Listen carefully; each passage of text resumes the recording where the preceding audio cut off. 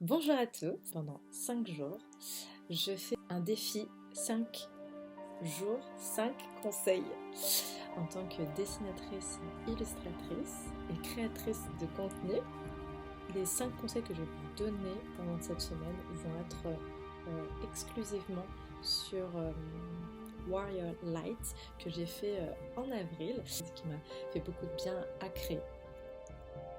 5e jour, 5e conseil. Aujourd'hui, on va parler de s'adapter face aux imprévus de l'artiste, de l'humain, de ce qui est. Je vais vous parler un peu de pourquoi j'ai choisi cette illustration pour ces 5 jours, 5 conseils. J'ai eu plusieurs dilemmes en tant qu'artiste, en tant qu'entrepreneur, en tant que créateur de contenu. J'avais proposé à mes mentorés pour la Cheat Boost 1, donc il y a je pense 8 semaines, je leur avais proposé de leur faire une vidéo sur Warrior Light et en rapport avec mon processus créatif. Comment je me suis sentie, dans quel état d'esprit j'étais. Et je ne l'avais toujours pas fait jusqu'à du coup la semaine dernière. De plus, depuis mars, je propose des fonds d'écran avec l'illustration du mois et une phrase impactante et inspirante en rapport avec l'illustration pour mes abonnés de ma newsletter. Et c'est pareil, je ne l'ai toujours pas fait pour Wire. J'étais dégoûtée du coup de n'avoir ni fait l'un ni fait l'autre, et en même temps je sais pourquoi je ne l'ai pas fait, pour s'adapter justement à cet imprévu personnel. Après je vais vous expliquer du coup les tenants et les aboutissants. En fait c'est important d'être franc et de communiquer et de se dire voilà, j'ai pas encore sorti le fond d'écran et j'ai pas encore fait le process créatif, voilà pourquoi. Donc je vais vous expliquer pourquoi. Alors pour rappel, c'est ma première promo, donc j'ai un peu proposé à la volée que j'allais parler de mon mindset parce que justement à la première séance collective, j'ai pas pu parler du process créatif. Et en fin de compte, ça me prend quand même du temps, ça me demande de la mobilisation supplémentaire qui n'était pas particulièrement inclus dans la formation. Et du coup, je me suis dit, ok, en fait, comment j'intègre ça dans mon planning, où est-ce que je le mets, à quel moment c'est pertinent pour eux, voilà. Bon, après, voilà, ça c'est mes questions en interne d'artistes et de formateurs, d'ajuster, de le sentir, voilà, c'est très intuitif, et c'est vrai que là du coup je le sentais pas trop, je savais pas trop comment faire, donc voilà, donc il y a eu plusieurs semaines de flottement où je me suis dit j'ai envie de le faire et en même temps il y a quelque chose qui un peu m'en empêche.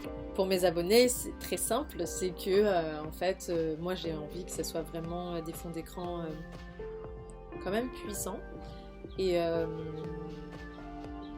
qui soit très juste par rapport à ce que je vis. Et donc du coup il s'est passé que je trouvais pas en fait la phrase qui irait avec mon illustration. Et du coup c'était très embêtant parce que c'était ça mon cadeau, c'est que ça soit vraiment des fonds d'écran d'inspiration. Que là je me sens pas dans un mood inspirationnel puissant en fait, qui me permet de faire un fond d'écran vraiment cool, que tu as envie de garder sur ton bureau. Pour que c'était un contre-cadeau, enfin un faux cadeau. Voilà, si je le faisais comme ça. Donc du coup je me suis dit attends, j'attends encore un peu. Donc voilà, donc il y a eu plein de petits coincements par rapport à Wirelight et comment je le partageais aux gens, de quelle façon, comment je partage le processus créatif. Voilà, ça c'est les questions en interne, je pense que peut-être beaucoup de créatifs se posent. N'hésitez pas à me répondre les créatifs si c'est des choses qui vous aussi vous challenge. Avec ma coach personnelle, elle m'a proposé de faire 5 jours, 5 défis pour justement un peu montrer une autre facette de moi qui est justement ce côté enseignement que je fais avec la Cheat Boost. Et je me suis rendu compte que c'était quelque chose de challengeant pour moi, de donner des conseils sans avoir un vis-à-vis direct avec la personne.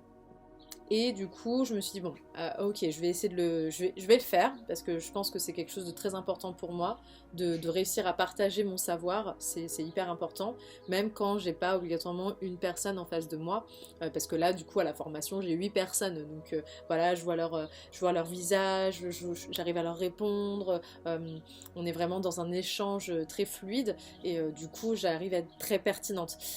Alors que là, une vidéo avec moi-même, c'est quand même très différent.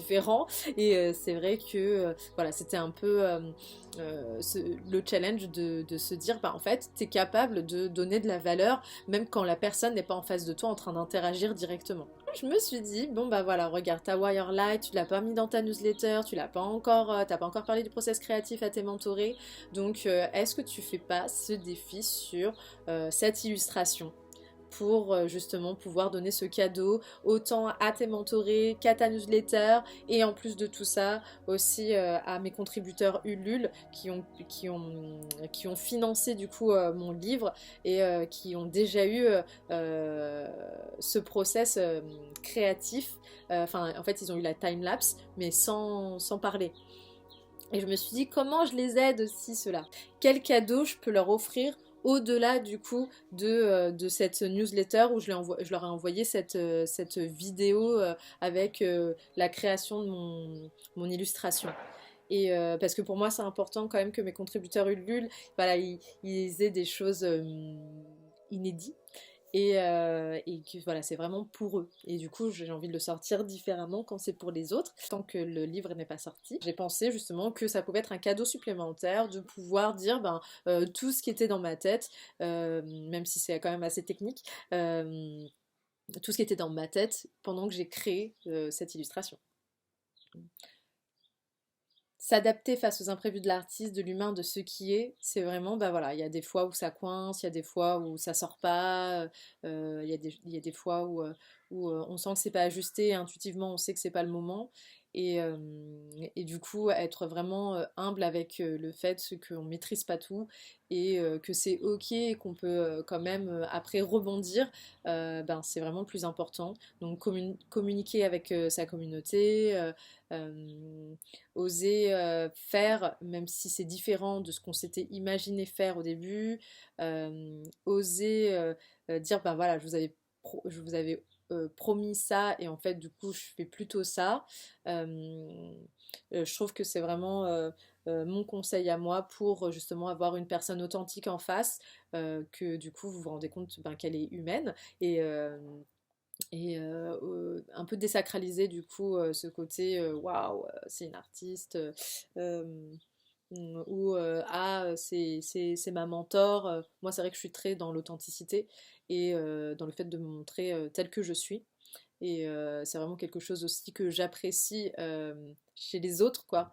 J'aime leur dire, soyez vous-même. C'est là où vraiment vous serez dans votre plein potentiel, et où ceux qui vous suivent, que ce soit la famille, les amis, ou carrément votre réseau, votre fan base, enfin voilà, toute votre communauté, ben là, c'est quand vous serez au plus juste avec vous-même, et que vous oserez dire vos faiblesses et vos points forts, que du coup, là, je trouve que ça donne vraiment de la puissance et de l'impact, et vraiment un côté inspiration. Donc voilà, c'était le dernier jour de conseil, j'espère que vous avez apprécié. Et du coup, on se retrouve sur les réseaux, en commentaire. N'hésitez pas à partager, à commenter ces 5 vidéos si vous pensez que ça peut intéresser des gens. Et voilà, à continuer cette aventure avec moi au travers de ma newsletter et des réseaux sociaux. Allez, à la prochaine!